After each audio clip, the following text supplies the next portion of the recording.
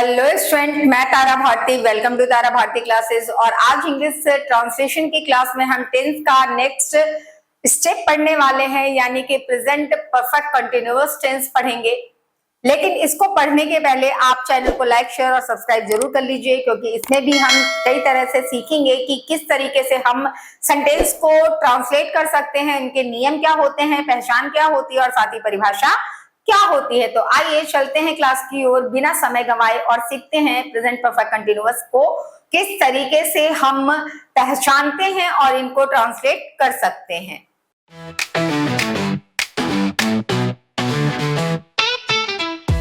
अगर हम बात करते हैं प्रेजेंट परफेक्ट कंटिन्यूअस टेंस की, तो इसको हिंदी में वर्तमान पूर्ण काल कहा जाता है। वर्तमान पूर्ण काल, जैसा कि इस पूरे नाम से स्पष्ट रूप से दिखाई देता है, समझ में आता है कि ये जो कार्य संपादित होगा ये वर्तमान समय में होगा, यानी चलने वाले समय में ही होगा। साथ ही पूर्णता का बोध कराएगा, यानी कि निश्चित समय दिया होगा। और सुचारू रहना कहने का मतलब कंटिन्यूटी को दिखाएगा। अब अगर हम बात करते हैं इसको पूरी तरीके से परिभाषित करने की, तो हम इसकी परिभाषा में लिख सकते हैं, कर्ता द्वारा संपादित कार्य का वर्तमान समय में सुचारू रहने के साथ निश्चित समय का प्रदर्शन होता है, यानी कि 2 घंटे से 4 घंटे से, सोमवार से मंगलवार से, ऐसे समय अवधि दिया रहता है। अगर पहचान की बात करते हैं तो वाक्य के अंत में कंटिन्यूअस की ही तरह रहा है, रही है, रहे हैं शब्द आएंगे, लेकिन साथ ही निश्चित समय अवधि दी होगी। अगर हम बात यहाँ पर एग्जाम्पल की कर लेते हैं, एग्जाम्पल क्या होने वाला है, तो यहाँ पे एक एग्जाम्पल मैंने लिखा है, राम सुबह तक विद्यालय जा रहा है। अब यहाँ पर सुबह तक जो है वो एक डिफिनिट टाइम दे रखा है कि समय निर्धारित किया गया है, वो कब तक विद्यालय जा रहा है। अगर कंटिन्यूअस की बात अगर हम इसी तरीके से और भी एग्जाम्पल की करते हैं, तो मैं कल विद्यालय जा रहा हूं, या फिर सीता 2 दिनों से खाना पका रही है। ऐसे वाक्य जो होंगे वो इस टेंस के अंतर्गत आएंगे। अब यहाँ पे बात है कि हम उदाहरण और पहचान तो सीख चुके हैं, लेकिन बात अगर इसको इंग्लिश में कन्वर्ट करने की आएगी तो रूल क्या होगा। रूल को लेकर थोड़ी सी सावधानी बरतनी है। वो क्या है कि हम रूल लिखते समय थोड़ी सी चीजें देखेंगे। रूल क्या होने वाला है, सबसे पहले हम सब्जेक्ट लिखेंगे।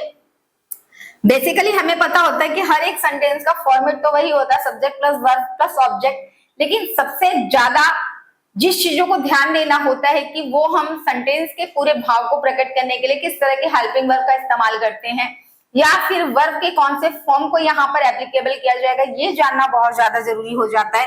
तो सब्जेक्ट, और सब्जेक्ट के बाद हम यहाँ पर एज अ हेल्पिंग वर्ब लगाएंगे हैज बीन या फिर हैव बीन। दोनों में से कोई एक, अगर हमारा कर्ता सिंगुलर नंबर है तो हम हैज बीन का प्रयोग करेंगे, और अगर हमारा कर्ता प्लूरल नंबर है तो हम हैव बीन का प्रयोग करेंगे। उसके बाद क्रिया के तौर पर हम फिफ्थ फॉर्म यानी कि आईएनजी फॉर्म का इस्तेमाल करते हैं, यानी हमने लिखा ING form of verb. ING form, आप इसे फिफ्थ फॉर्म भी कह सकते हो, फॉर्म ऑफ वर्ब। इसके बाद वाक्य में आने वाले ऑब्जेक्ट का इस्तेमाल हम करेंगे यहाँ पर। तो हमने लास्ट में लिखा इसके बाद ऑब्जेक्ट। देन अब चूंकि ऑब्जेक्ट लिख के हमारा सेंटेंस पूरा खत्म नहीं होता, हमें उसके लिए एप्रोप्रिएटेड, जैसे समय का निर्धारण करना है, तो समय को प्रदर्शित करने के लिए हमें यहाँ पर प्रीपोजिशन का इस्तेमाल करना जरूरी हो जाता है, और एक ऐसे प्रीपोजिशन का जो समय को प्रस्तावित करता है।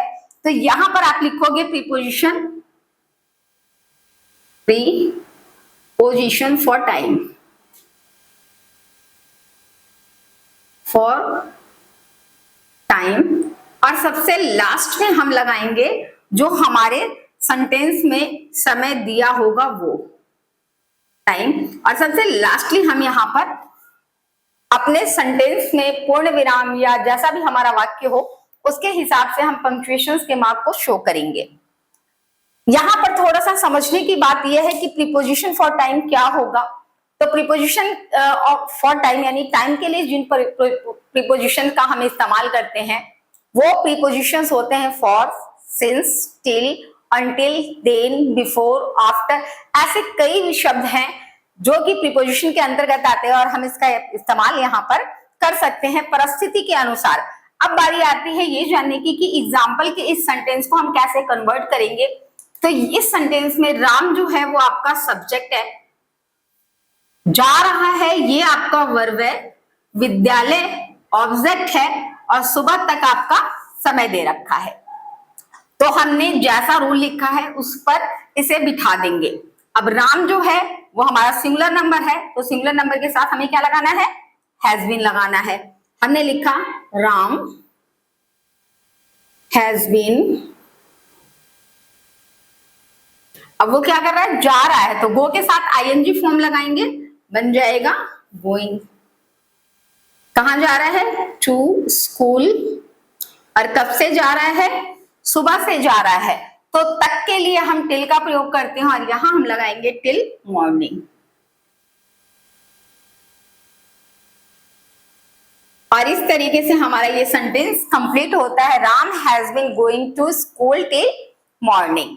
अगर आपका वाक्य जो हो वो लिखा हो राम सुबह तक विद्यालय नहीं जा रहा है, तो आपने कुछ भी नहीं करना, बस हैज और नॉट के हैज और बिन के बीच में नॉट लगाना है और सेंटेंस बदलेगा किस तरीके से, Ram has not been going to school till morning.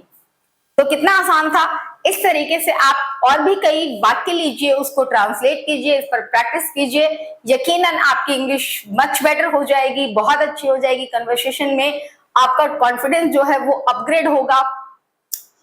तो आशा है आपको इस तरह के ट्रांसलेशन के क्लासेस से बहुत ढेर सारे फायदे मिल रहे होंगे, लेकिन इन फायदों के साथ साथ हमें इत्मीनान तब होगा जब आप हमारे इस चैनल को और ग्रो अप करवाओगे।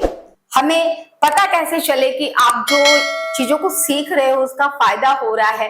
ये चीजें तब भी फायदेमंद होगी जब इन चीजों को स्प्रेड किया जाएगा, लोगों तक पहुंचाया जाएगा। और जहां तक मेरा मानना है, इसका सबसे अच्छा जरिया आप हो। अगर आप स्टूडेंट हो, किसी के गार्जियन हो, किसी के पेरेंट्स हो, या फिर आप नॉर्मली इंडिपेंडेंटली जी रहे हो लेकिन आप कहीं ना कहीं इंग्लिश से डरते हो, या फिर आपको किसी भी सब्जेक्ट को लेकर कोई क्यूरीज हो रही है, जैसा कि हम क्लासेस में डालते रहते हैं, तो प्लीज अपना सपोर्ट दीजिए और साथ में इस क्लासेस चैनल्स को स्प्रेड करने में हमारी मदद कीजिए। धन्यवाद। आपकी टीचर, आपकी मेंटोर तारा भारती।